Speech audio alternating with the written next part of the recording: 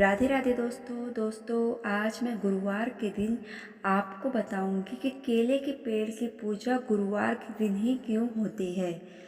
दोस्तों मैं ये भी बताऊंगी कि हमें केले के पेड़ की पूजा कैसे करनी चाहिए और भी बहुत सारी बातें हैं जिनका हमें ध्यान रखना चाहिए। तो ये सब बताऊंगी इस वीडियो में। बस आपको इतना करना है कि इस वीडियो को अंत तक ज़रूर देखना है। दोस्तों हम हिंदुओं में प्रत्येक दिन कुछ ना कुछ किसी न किसी दिन का बहुत ज़्यादा महत्व माना गया है। हर दिन कोई ना कोई देवता का पूजन किया जाता है और ये भी कहते हैं जिसके द्वारा जीवन में जो शुभता और शांति का वास बना रहता है। जैसे कि बृहस्पतिवार का दिन भगवान श्री विष्णु एवं बृहस्पति देव को समर्पित है। इस दिन भगवान विष्णु की विशेष पूजा अर्चना की जाती है और उनके बाद पूजा के बाद केले के पेड़ की पूजा का भी विधान है। धार्मिक मान्यताओं के अनुसार माने तो केले के पेड़ में बृहस्पतिवार देव का निवास होता है। यदि इस दिन केले के पेड़ का पूजन किया जाए तो देवताओं के गुरु बृहस्पति देव या भगवान विष्णु प्रसन्न होते हैं और हर मनोकामना को पूरा करते हैं। गुरुवार को बृहस्पति देव की पूजा करने से धन, विद्या, मान सम्मान, प्रतिष्ठा और कई अन्य मनोवांछित फल की प्राप्ति भी होती है। दोस्तों ये भी कहा जाता है जिन कन्याओं की शादी में विलंब हो रहा है वे यदि गुरुवार का व्रत रखकर केले के पेड़ की विधिवत पूजन करें तो शीघ्र ही शांति के योग बनते हैं और उत्तम जीवन साथी मिलता है।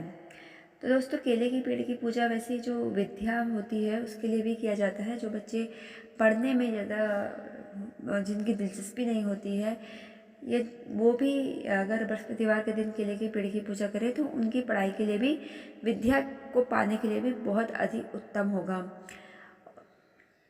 अब मैं आपको बताती हूँ केले के पेड़ की पूजा की जो विधि होती है वो क्या होती है। दोस्तों देखिए, इस दिन सुबह सवेरे उठकर स्नान आदि कर लें। उसके बाद पीले रंग के वस्त्र धारण कर लें। बृहस्पतिवार देव गुरुवार के दिन सबको ही पीले रंग के वस्त्र धारण करने चाहिए। इसके बाद ईशान कोण में भगवान विष्णु की पूजा करें और फिर केले के वृक्ष की पूजा करनी चाहिए। केले के वृक्ष पर सबसे पहले केले की जड़ को हमें सींचना चाहिए।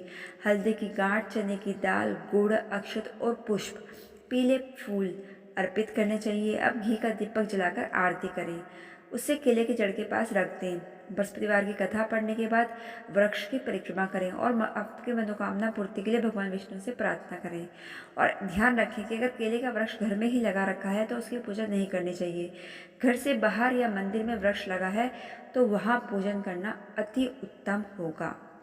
तो दोस्तों ये थी हो गई केले की पेड़ की बात। अब मैं बताती हूँ आपको बृहस्पतिवार को हमें क्या काम नहीं करना चाहिए।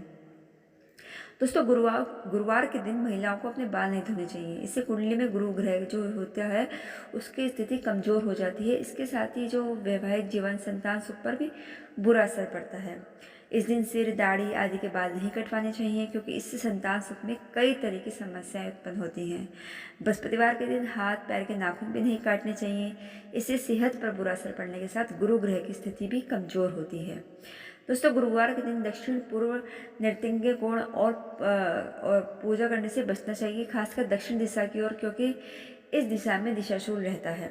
और गुरुवार के दिन केले का सेवन नहीं करना चाहिए बल्कि केले के पौधों की विधिवत पूजा करने के विधान है। देखिए दोस्तों वैसे तो गुरुवार के दिन केला नहीं खाना चाहिए। अगर आप व्रत रखते हों तो आप बिल्कुल भी केले का सेवन नहीं करें। वैसे तो सबको नहीं खाना चाहिए, ध्यान रखें, लेकिन जो कोई केले के पेड़ की पूजा करता है उसको तो खास तौर से गुरुवार के दिन केले का सेवन नहीं करना चाहिए। गुरुवार के दिन कपड़े धोना, पोछा लगाने से बचना चाहिए क्योंकि इससे कुंडली में गुरु की स्थिति पर बुरा असर पड़ता है और माँ लक्ष्मी की अप्रसन्नता होती है। इस दिन नीले और काले वस्त्र नहीं पहनने चाहिए। इस दिन पीले ही वस्त्र पहने तो अति उत्तम होगा। तो दोस्तों ये तो थी ये सारी बातें केले के वृक्ष के बारे में और बृहस्पतिवार के पूजन के बारे में और हमें क्या करना चाहिए क्या नहीं। अब मैं आपको बताती हूँ कि आप ऐसा कन्याएं ऐसा क्या करें जो उनको बहुत सुंदर वर की प्राप्ति हो। दोस्तों देखिए, हम सब जब गुरु बृहस्पतिवार की पूजा करते हैं तो उसमें भगवान जी को गुड़, चना सब कुछ चढ़ाते हैं। देखिए दोस्तों, अगर आपको सुंदर वर की या सुंदर वधू की कामना है तो आप बृहस्पतिवार के दिन मुनक्का भी विष्णु भगवान जी को जरूर चढ़ाएं, या अगर आप केले में पूजन करते हैं तो वहाँ पर भी मुनक्का जरूर चढ़ाएं, जिससे आपको एक सुंदर वर या वधू की प्राप्ति होती है। ये आप ज़रूर से ज़रूर आजमाएं। तो दोस्तों आपको मेरा वीडियो कैसी लगी मुझे ज़रूर बताइएगा और मेरे चैनल को हाथ जोड़कर विनती है, लाइक सब्सक्राइब और शेयर ज़रूर कीजिएगा। Thanks for watching. Radhe Radhe.